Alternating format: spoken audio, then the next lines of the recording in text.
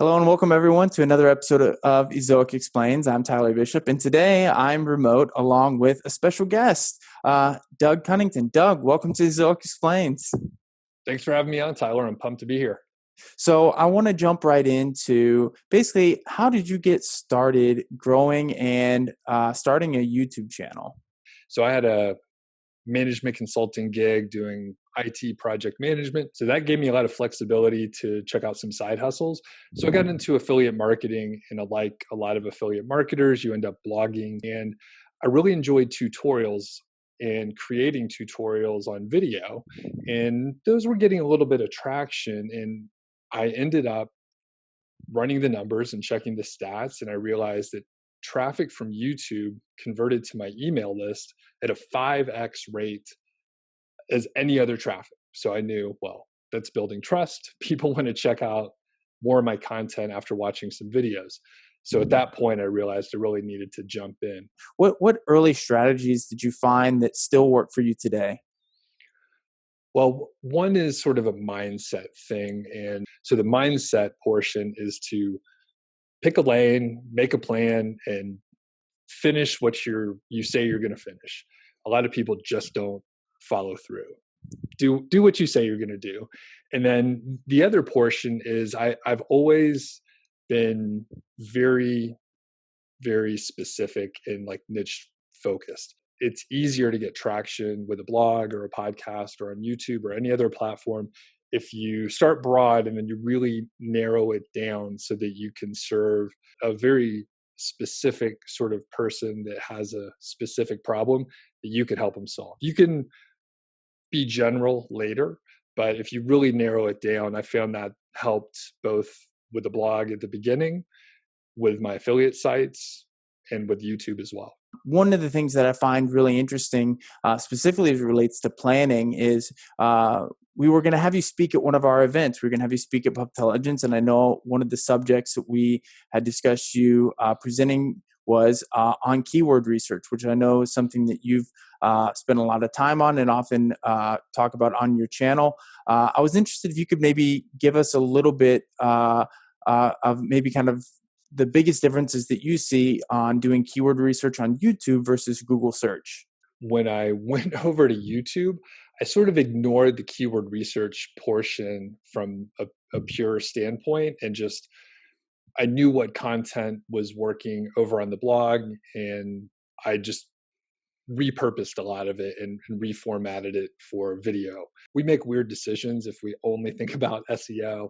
So it's really helpful if you're just thinking about the user and how can I help them solve this problem without distracting them, without putting in too much information or anything like that. So with that said, one of the most effective, especially if you're starting like from scratch, or maybe you don't have a huge budget for more sophisticated tools, I really just like going to YouTube, start typing in queries, and see what sort of autocomplete pops up. So you could find great keywords that way.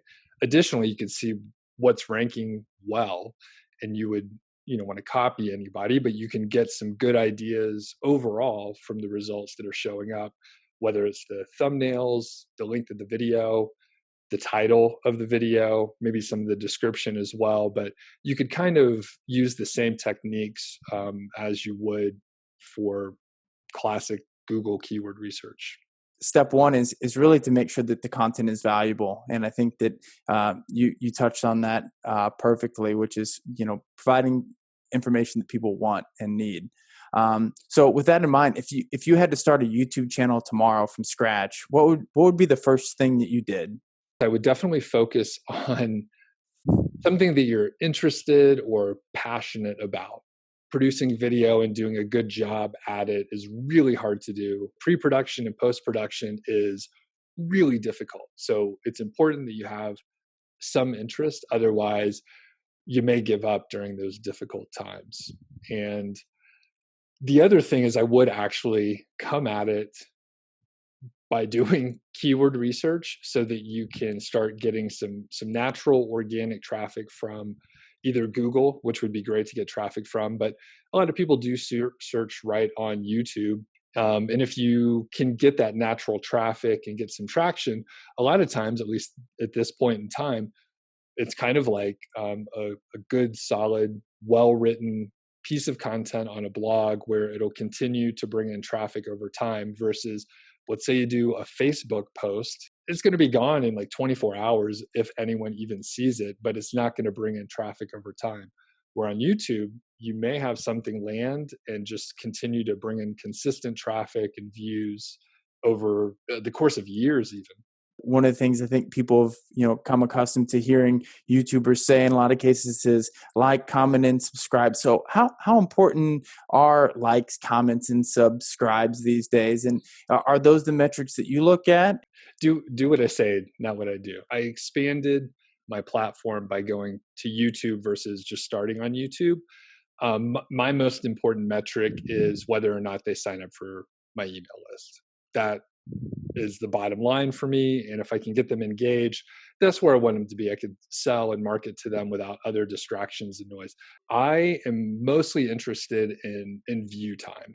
So a lot of my videos are very long form. I do long interviews, great for a podcast, a little tough on the YouTube side, but some people do watch the full video. I'm trying not to be a slave to the metrics and the analytics. I'm trying to create the content that I want, which is long form.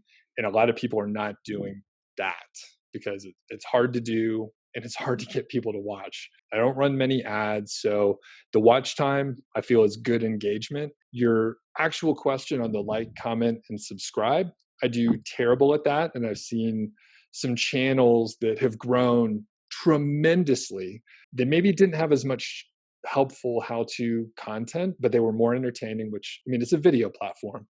It needs to be entertaining.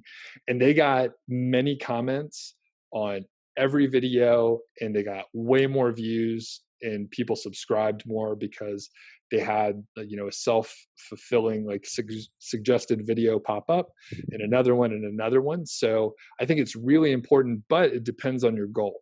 My goal wasn't to grow a huge YouTube channel. It's to have a really tight community now, but I didn't really want to play the game as much. And I'm in a fortunate position. I didn't have to.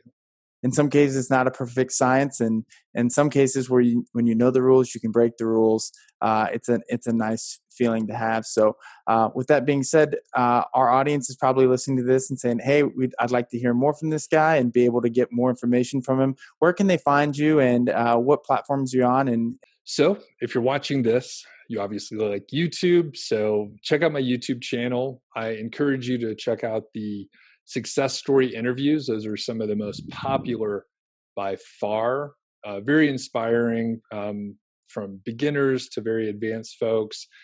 And if you like podcasts, have a listen. Doug Show. It's doug.show, and I'm sure we'll have links in the description and all that. And if you want to take it to the next level, you can go to the blog, Niche Site Project, and I give away all my templates and systems, and you sign up for the email list, and I give away a ton of stuff for free. So check it out if you want to connect in all three of those spots. And probably a lot they can learn just from the pitch there at the end, giving stuff away for free.